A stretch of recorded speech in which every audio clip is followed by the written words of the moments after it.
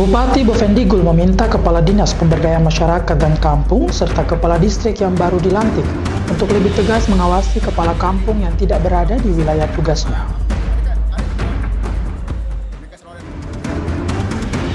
SMP Negeri 1 Tanah Merah Kabupaten Bovendigul menetapkan kelulusan 287 siswa kelas 9 tahun ajaran 2025-2026 dengan tingkat kelulusan mencapai 100%. Halo, selamat pagi Bapak Mama dan Bapak semua. Jumpa lagi bersama saya Tolan Waibro dalam tayangan Infodigul. Edisi hari ini Kamis 4 Juni 2026. Selain topik berita tadi, sudah berita akan kami sajikan untuk Anda. Inilah Infodigul selengkapnya.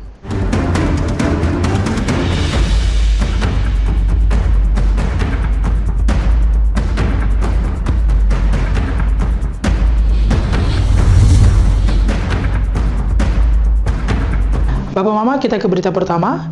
Bupati Bovendigul meminta Kepala Dinas Pemberdayaan Masyarakat dan Kampung serta Kepala Distrik yang baru dilantik untuk lebih tegas mengawasi kepala kampung yang tidak berada di wilayah tugasnya.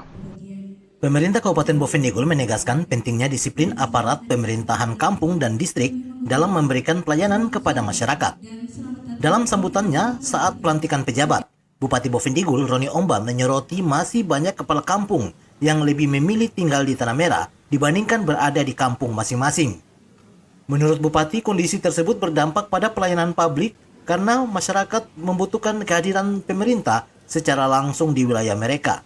Karena itu, Kepala PMK dan Kepala Distrik diminta aktif untuk melakukan pengawasan agar seluruh kepala kampung kembali menjalankan tugas dan tanggung jawabnya.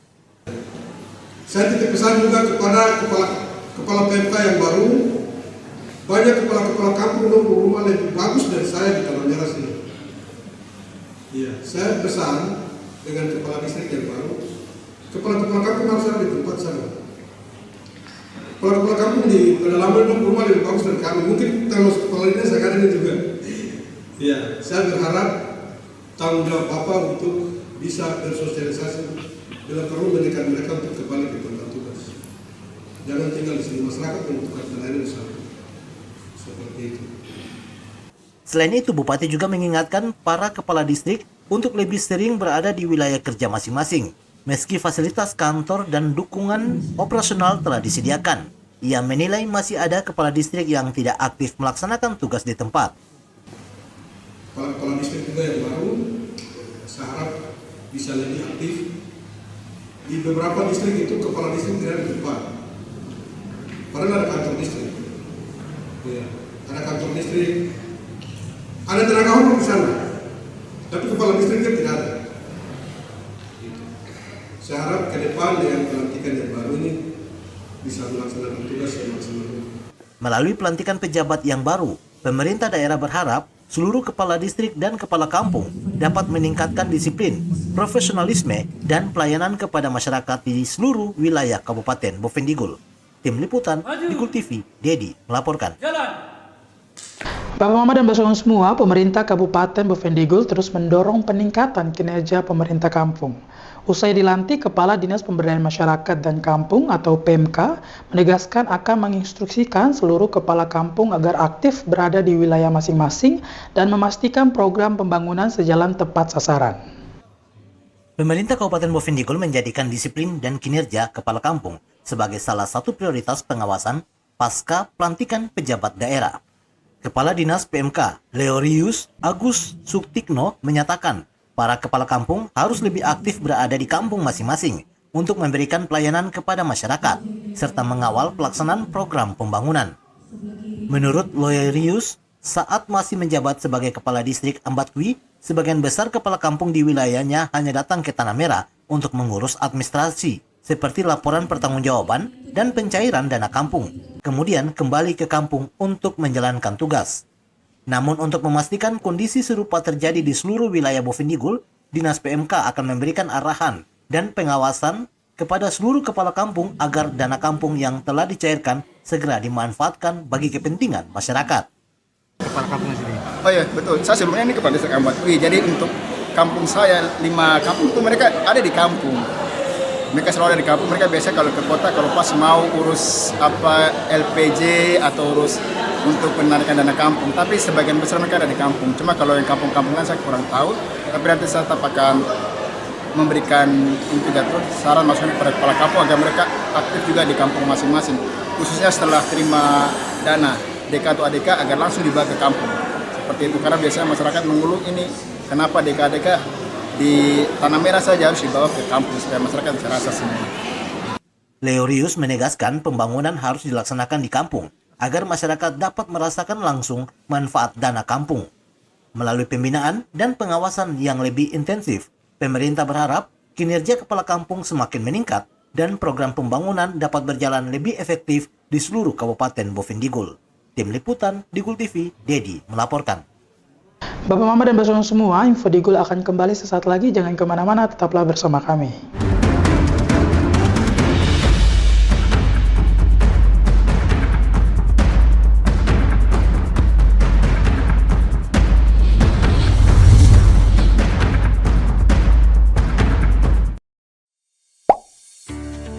Lapor layanan aspirasi dan pengaduan online rakyat.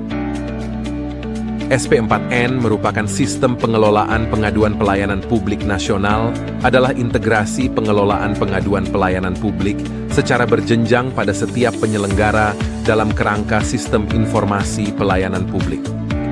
Adapun layanan aspirasi dan pengaduan online rakyat, Lapor, adalah aplikasi umum pengelolaan pengaduan pelayanan publik yang melalui berbagai platform seperti website lapor.go.id, aplikasi mobile, dan sebagainya. Cara melapor yang baik dan benar melalui form pengaduan di Lapor. Bagaimana sih cara melapor yang baik dan benar melalui form pengaduan? Pertama-tama, ketahui dahulu arti dan fungsi dari form pengaduan.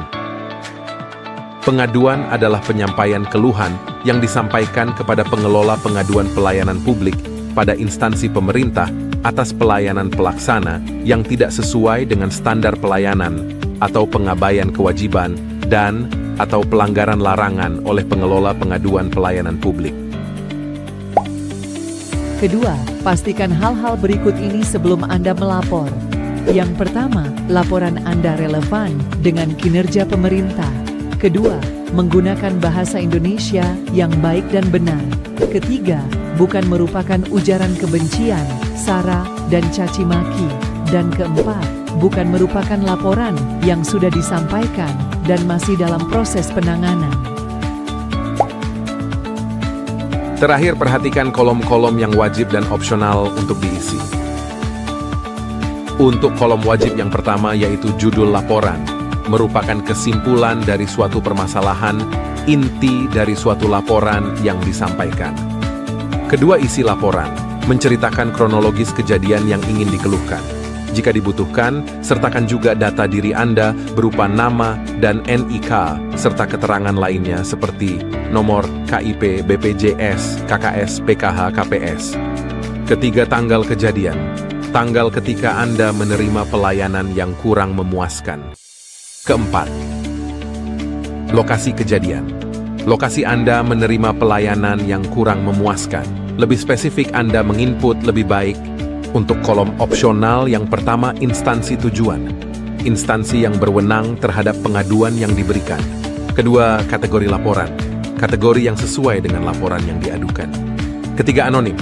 Membuat nama Anda tidak muncul pada halaman publik SP4N Lapor. Keempat, rahasia. Membuat laporan Anda tidak muncul pada halaman publik SP4N Lapor. Misalnya pada isi laporan, Anda menyertakan nomor identitas. Maka jika pertimbangannya demi keamanan data Anda, sebaiknya dirahasiakan. Pastikan Anda mencentang anonim dan rahasia untuk laporan yang bersifat sensitif dan mengandung data diri. Kelima, lampiran. Data dukung laporan Anda berupa gambar, dokumen, dan video dengan maksimal upload 2 MB. Anda bisa melakukan upload lebih dari 1 dokumen. Untuk alur kerja SP4N Lapor, tulis laporan dan keluhan Anda secara jelas dan lengkap. Kemudian, laporan Anda akan diverifikasi dan disampaikan ke instansi berwenang. Berikutnya, laporan Anda akan ditindaklanjuti dan dibalas. Setelah itu, Anda bisa memberikan tanggapan atas balasan. Terakhir, laporan Anda akan ditindaklanjuti hingga selesai. Untuk menyampaikan laporan, pertama Anda bisa mengunjungi halaman www.lapor.go.id. Setelah itu, terlebih dahulu membuat akun dengan mengisi data diri secara lengkap dan benar. Setelah Anda memiliki akun, maka Anda bisa membuat laporan. Yang pertama adalah memilih jenis laporan. Hal ini bisa berupa aduan, aspirasi, maupun permintaan informasi. Kemudian tuliskan judul laporan Anda. Berikutnya tuliskan isi laporan Anda secara jelas, menggunakan bahasa Indonesia yang baik dan benar serta sopan. Pembagian waktu dan lokasi kejadian. Pilih instansi tujuan serta kategori laporan. Anda bisa menambahkan lampiran berupa foto maupun dokumen. Sebagai pendukung, terakhir setelah lapor, maka laporan Anda telah selesai.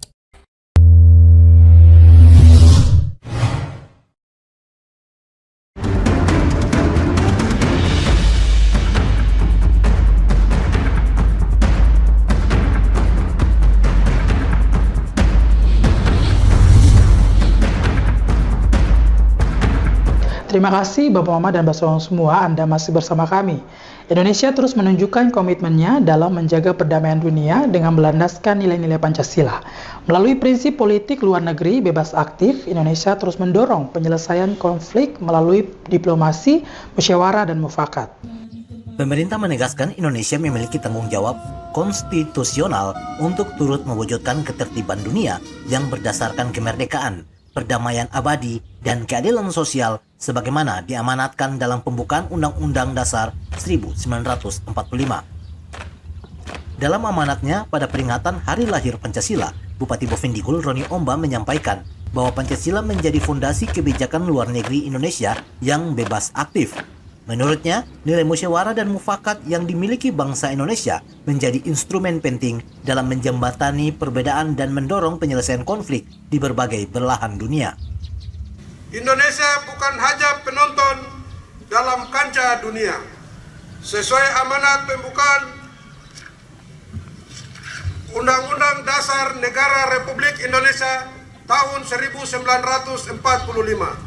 kita memiliki tanggung jawab konstitusional untuk ikut melaksanakan ketertiban dunia yang berdasarkan kemerdekaan, perdamaian abadi, dan keadilan sosial.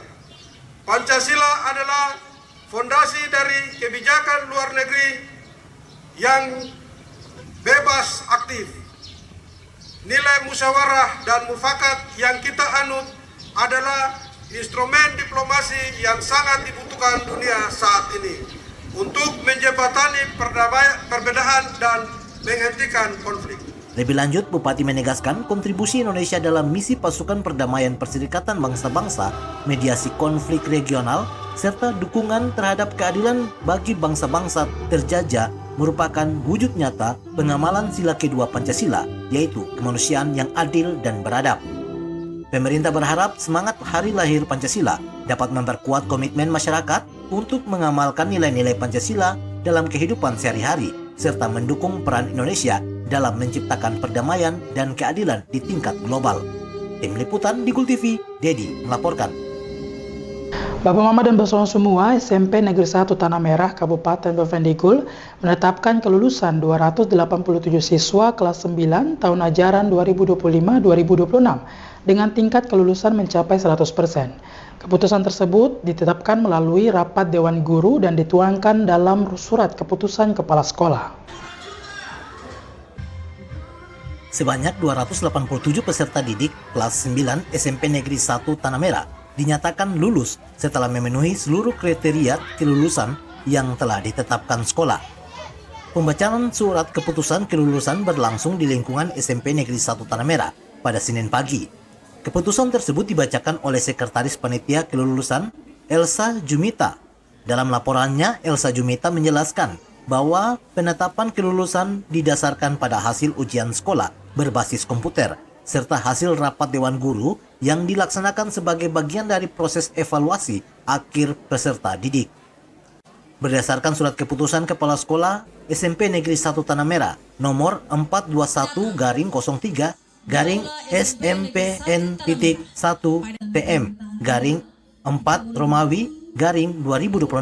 seluruh siswa kelas 9 yang berjumlah 287 orang dinyatakan lulus dengan persentase kelulusan mencapai 100%. Memperhatikan Surat Keputusan Kepala SMP Negeri 1 Tanah Merah nomor 421-034-SMPN1 Tanah Merah _2026 tentang kriteria kelulusan peserta didik SMP Negeri 1 Tanah Merah tahun pelajaran 2025-2026. Memutuskan menetapkan pertama, keputusan kelulusan ditentukan dalam rapat yang telah diselenggarakan yang dihadiri oleh Kepala Sekolah, Wakil Kepala Sekolah, Dewan Guru, dan staf tata usaha. Kedua, peserta didik yang terdaftar sebanyak 287 peserta dan dinyatakan lulus 100% dari SMP Negeri 1 Tanah Merah. Sekolah menyatakan peserta didik yang dinyatakan lulus berhak memperoleh surat keterangan lulus, rapor, dan ijazah sesuai ketentuan yang berlaku. Capaian kelulusan 100% ini menjadi kebanggaan bagi SMP Negeri 1 Tanah Merah, sekaligus menjadi motivasi bagi para lulusan untuk melanjutkan pendidikan ke jenjang yang lebih tinggi dan meraih prestasi yang lebih baik di masa depan. Tim Liputan, Digul TV, Nober melaporkan.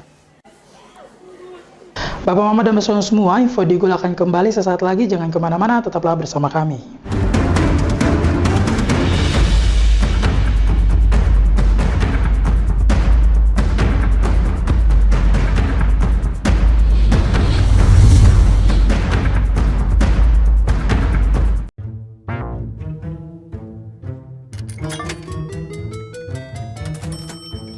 Aku menyesal mencoba judi online. Waktu belajarku terbuang,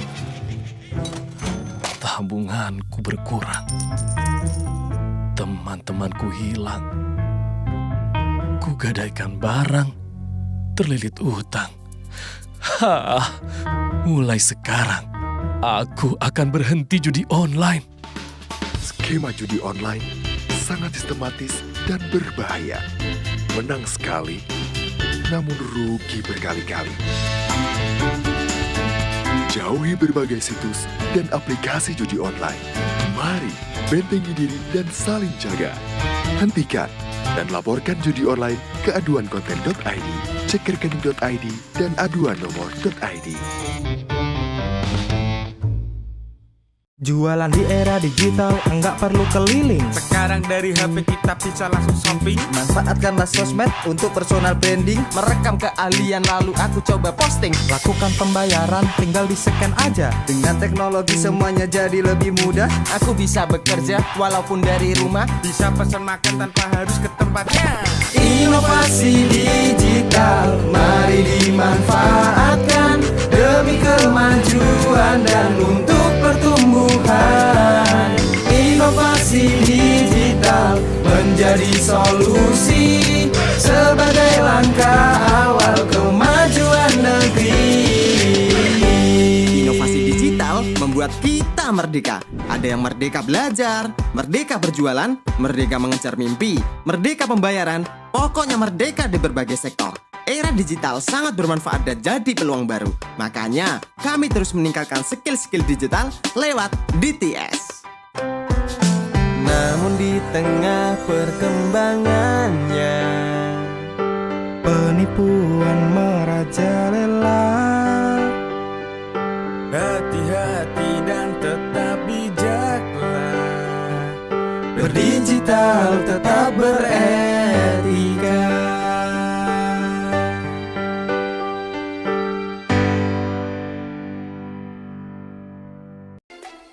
Emang gak takut hidup dan masa depan hancur karena judi online? Sistem judi online sengaja membuatmu rugi berkali-kali. Kamu semakin penasaran sampai kecanduan. Dampak judi online sangat fatal loh. keluarga hancur, tabungan hangus, pekerjaan hilang, hingga terlilit utang. Judi online perlu dicegah dengan bangun kebiasaan positif. Hindari iklan judi online, jangan kunjungi situs judi online. Isi waktu dengan olahraga, jangan tergoda rayuan yang menjanjikan keuntungan cepat. Bagaimana cara lepas dari judi online? Minta pertolongan orang terdekat. Hentikan mengakses judi online, minta bantuan profesional atau psikolog jika dibutuhkan. Ayo saling jaga dan laporkan judi online ke laman aduankonten.id, email aduankonten@kominfo.go.id, dan WhatsApp 0811 922 4545.